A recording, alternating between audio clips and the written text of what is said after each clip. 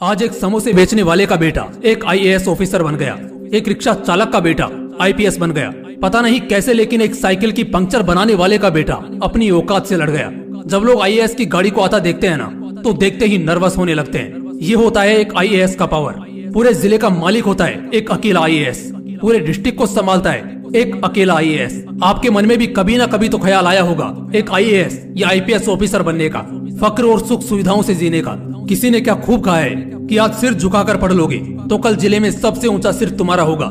लेकिन तुम्हें क्या लगता है एक आईएएस या आईपीएस ऑफिसर बनना मामूली बात है क्या? सोते सोते या बाबू सोना करते तुम उस पोस्ट को हासिल कर लोगे जिसके पीछे हर साल 5 लाख लोग पड़े रहते हैं, लेकिन सिलेक्शन सिर्फ 500 का होता है। फिजिक्स वाला यानी अलख पांडे सर को तो ऑब्वियसली तुम लोग जानते होंगे। रिसेंटली मैंने उनका एक इंटरव्यू देखा संदीप माहेश्वरी जी के साथ, जिसमें एक लड़के ने उनसे सवाल किया कि सर वो क्या चीज थी जो आपको पढ़ने और मेहनत करने पर मजबूर करती थी, और आप पढ़ाई के लिए अपने समय को मैनेज कैसे करते थे। इस पर उन्होंने बहुत ही कमाल का जवाब दिया। जरा गौर से सुनना। उन्होंने कहा कि जब मैं 1 मिनट बर्बाद करता था तो मैं ये सोचता था कि उस 1 मिनट में 10 बच्चे मुझसे आगे निकल रहे हैं। अगर 10 मिनट बर्बाद किए तो 100 बच्चे मुझसे आगे निकल रहे हैं, और ऐसा ही चलता रहा तब तो एक दिन हम रेस में सबसे पीछे रह जाएंगे। दोस्तों, ये धारणा आपको अपने मन में भी रखनी चाहिए कि जरा सा वक्त बर्बाद करना आपको कंपटीशन से एकदम बाहर कर देगा। फिर रोने के अलावा कोई भी दूसरा ऑप्शन नहीं बचेगा। चाहे जिंदगी में कोई भी मुसीबत आए, रास्ते में बड़े से बड़ा कांटा आए, चाहे लाख असफलताएं मिले, लेकिन अपना तरीका बदलना है, इरादा नहीं।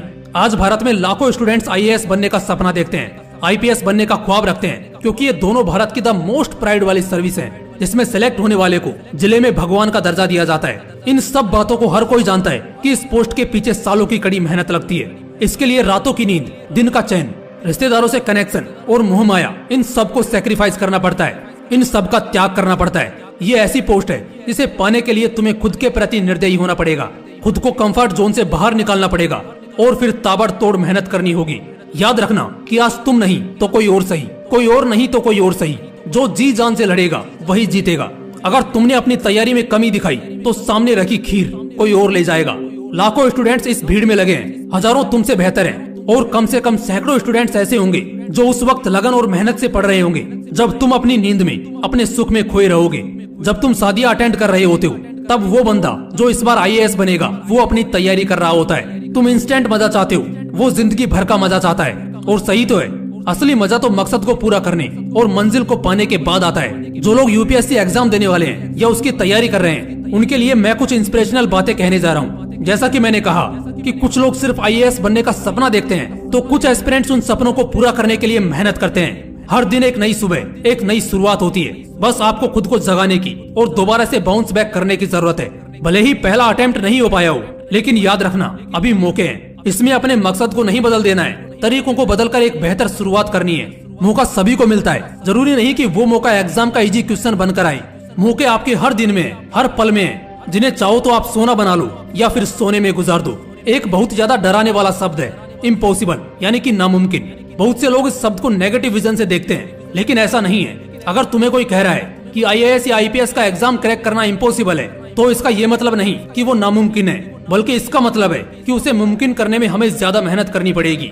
अगर रास्ते में असफलताओं से घिरे हो तो एक चीज याद रखना कि सक्सेस फेलियर के बाद का चैप्टर है। अगर फेलियर मिले तो सीख लो, और सक्सेस मिले तो थोड़ा अलर्ट हो जाओ, क्योंकि फेलियर आपको सिखाता है कि आप में कुछ कमी है, लेकिन सक्सेस आपके ईगो को बूस्ट करता है। डर नहीं लगता मुझे यूपीएससी का फासला देखकर, क्योंकि मुझे पता है जो आज मुझे धक्के मारते हैं वही कल मुझे सैल्यूट करेंगे। वो मंजिलें भी सिर झुका देंगी जब दमदार तेरी तैयारी होगी, मुट्ठी में होगा तेरे मुकद्दर, जब किताबों संग तेरी यारी होगी।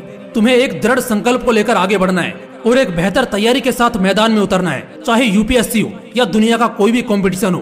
पहले खुद से जीतना सीखो, क्योंकि दिल के हारे हार है और दिल के जीते जीत। बहुत से लोग अंदर से ही हार जाते हैं और कभी हौसला और कॉन्फिडेंस दिखाई नहीं पाते। तुम यूपीएससी को क्रैक तब नहीं करते हो जब तुम्हारा एग्जाम अच्छा जाता है, बल्कि तब करते हो जब तुम उस एग्जाम के लिए ताबड़तोड़ मेहनत करते हो।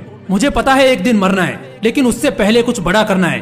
बस इसीलिए नहीं मान सकते हार। अभी तो कोशिश जारी है यूपीएससी में टॉप करने की, अब हमारी बारी है। जो लोग आईएएस या आईपीएस की तैयारी कर रहे हैं, उन्हें दिल से गुड लक। जय हिंद, वंदे मातरम।